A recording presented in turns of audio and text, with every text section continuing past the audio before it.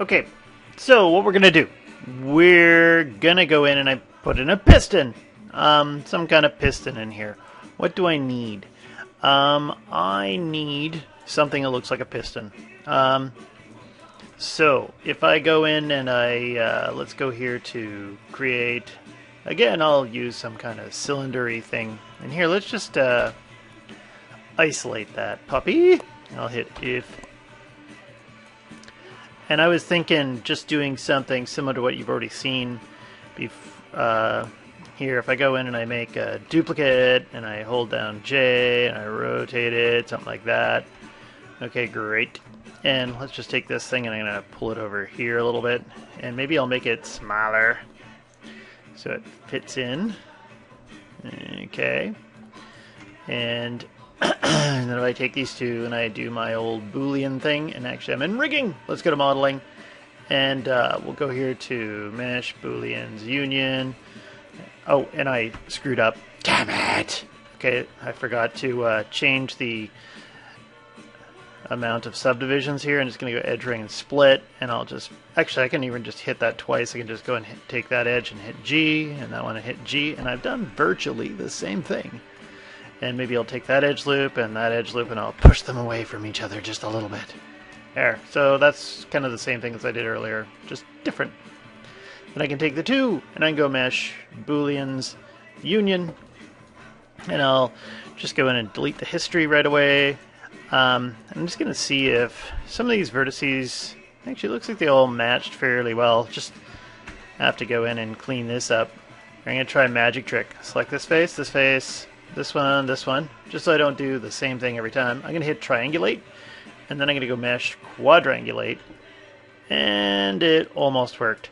What if I go in here and I take this thing, and I'm going to spin that. I can't actually use the hotkeys for this one, because when I do, except for G, I'm allowed to use G. Here, I can delete it, because it does something to this recorder. Boop, there, and I just go and hit delete. There. And I'll hit 3 one more time just to check it out. Okay, good. And then I'm just going to quickly monkey up something that looks kind of piston-like here. Let's take this out of here. This should actually be a primitive that I use all the time.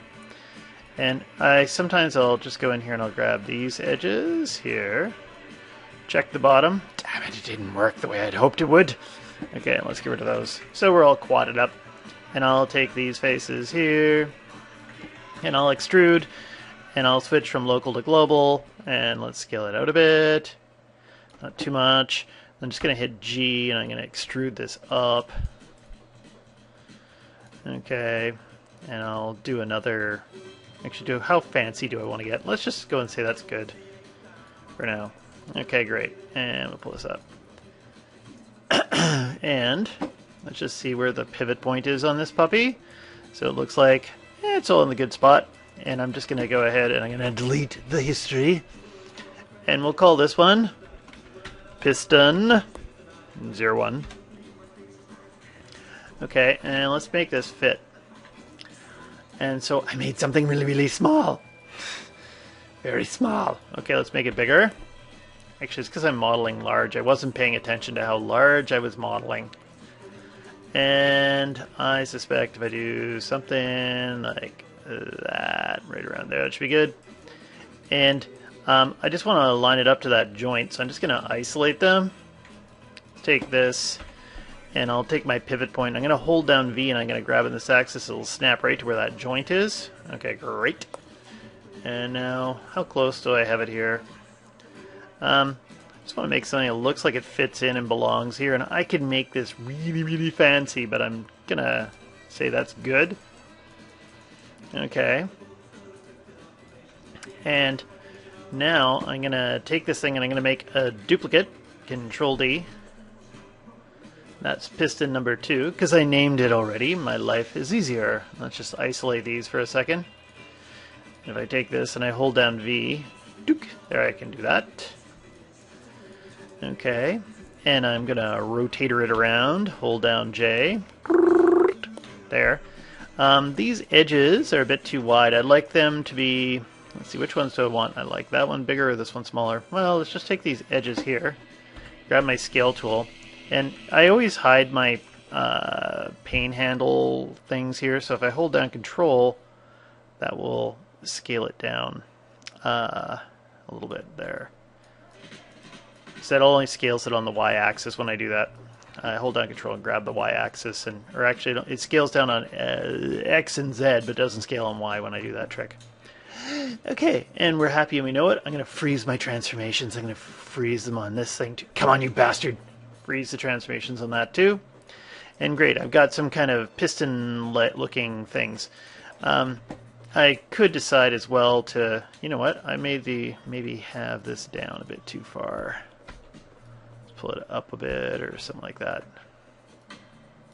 Okay, we'll see how that looks. Okay, so again, that's my rough model. And I can make that all hard surface and stuff, but I'm trying to do this really quick. So, what I'm going to do is I'm going to go in and I'm going to get to my rigging section again. And I'm going to go into skeleton, I'm going to create a joint. And I'll just pop it there. It doesn't matter where I pop it necessarily. Let's go ahead and take that joint, and I'm just going to increase the radius of it so I can see it really well. Okay. Change the radius size. Remember, this doesn't actually affect the joints or the skeleton at all. And actually, I just want to go here and sometimes I'll like using the show menu and I'll hit none and hide everything, and then I can just look at just my joints.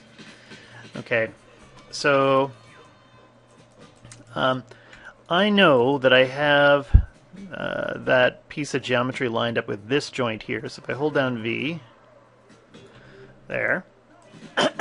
And I also know, pretty sure, here if I hit show polygons for a second, if I make a duplicate of this joint, and I'll hide my polygons again, it's that one there I want to line up with, so I'll just hold down V, there. So I got these joints, and I'm happy and I know it, and I'll just bring back all. I'm going to bring those joints in here, so they're kind of reasonably lined up with this geometry here. And again, if I hold down V while I'm doing it, and I grab it just in this one particular axis, it'll be right in the middle. So that should be totally lined up in the middle. Okay, so now that I've done that, what I can do is I can make it so that this joint follows this joint around wherever it goes. So I'm just going to hit P. The last joint selected is the parent. Okay. And I'll do the same thing with this one and this one. I'm going to hit P. Now, what I want to do, these joints have inside of them a little axis. Here, you can see the red, green, and blue. And, okay, this one has it too. And what I'm going to do is I'm going to make them stare at each other all the time. So I'm going to go to, we'll select this one and then this one. And we notice that the axis, the color, okay, it's the green is staring up, okay? So that's the y-axis. So I want to go here to constraint. I'm going to do something called an aim constraint. And I'm going to make the aim vector on the y-axis. And the up vector, oh, do I want to show this? We're going to have potential problems here. What if I make it so the up vector is Z instead? I'm trying to keep this simple because I know I have to world up vector. I might have to change that. Okay, I might have to do, we'll do a check and see if I have to go and do some quick fix on this one because I don't want to think about it right now. Okay, and anything else I want to do on that one? I think we should be good. So selected this one's selected last. You can tell because it's highlighted green, and I'll hit apply. Then I'm going to select this one, and then I'm going to select this one, and I'm going to hit apply. So now they've got aim vectors that are making each of them stare at each other. Okay. And now, and I can adjust those settings afterwards. I can go to the aim constraint, and I can show it in the attribute editor. I can look at it, and all those settings that you had in the options for this are right here, so you can fix it afterwards. And there's always a way to kind of come in here and horse around and make it work. Okay, so we can't really see anything happening yet, so what I'm going to do is I'm going to select this joint and I'm going to select this piece of geometry here, and I'm going to do that bind skin. I'm going to do selected joints, and I'll hit apply. Take this joint, take that piece of geometry, apply, close. And let's test it out. See, did the piston work? If I grab this controller and I do this, as long as I don't get too close here, it seems to be working just fine. And actually, one other thing, when I'm grabbing it, I guess I have to potentially make sure that when I'm doing this, I'm locked to this one axis. We can see a little bit of kind of like fragging on my geometry, and that's because I've actually modeled so large. I was totally smoking crack, and yeah, I'm going to have some issues. Okay, so that seems to work, and actually, you know what? I think these two parts are too much. Okay, they're too long here, and if I want it, when I bring this down, I kind of, and they crash into each other, and I don't like that. So I'm going to introduce another crazy thing to this. Let's go in and let's go and create another Polygon Cylinder.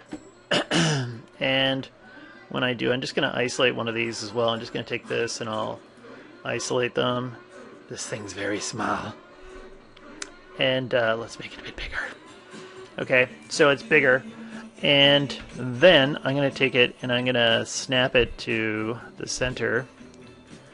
Oh, let's see, if I take this thing and I go over here and I hold down V, it'll snap right to the center. And let's go in and scale this, something like that. Okay, and then, let's get rid of that thing. I'm just going to take this and I'm going to make it so it's roughly about a third. Here, say something like that. And I can take this thing and I can actually still grab its geometry. And I probably won't get in trouble for this, so I'll do that.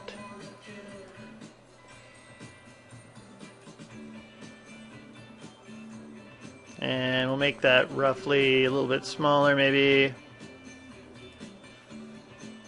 Take this so it's kind of covered up, and take those vertices here. Okay, great.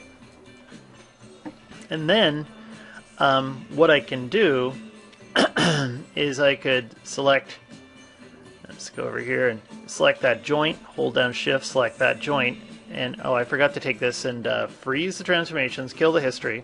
Okay, great. If I take this one and this one, whoa, whoa, whoa, whoa, whoa, I just about knocked something over. Actually, I'll be back in one moment. Okay, I'm back. So I took those two joints, and to check this, I did freeze it, and I can give it piston middle. Piston middle. Okay, let's take these two joints, this one.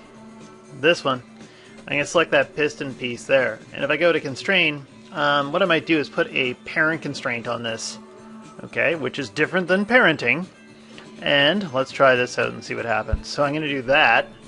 And now when I take this, and here let's hit 5 so I can see what I'm looking at. Oh, yes. And now I can get kind of closer down here than I could with the other one. Almost feels like I could have pushed this one down a bit further, but this does give me a nice little whoop with my claw, so I can do other things, and I've kind of got a piston. I could be clever, I could put a whole freaking pile of pistons all over here, shorter ones that kind of make it look better or something like that, right, from here to here or whatever. But this works, and maybe I should have laid out my UVs ahead of time or something like that, right? I didn't lay out my UVs in some of these pieces, and I could give them a nice bit of modeling. I don't know if I'm going to make a video for that, but let's actually just double check one thing too. Yeah, that works. Totally spins around. Actually, there's something funny right here. I didn't center that exactly. Oh, you silly man. You silly, silly man. How about the other one? The other one's centered, right? Okay, well, you guys can't see it when it's that far away. So I'm going to say it's good enough.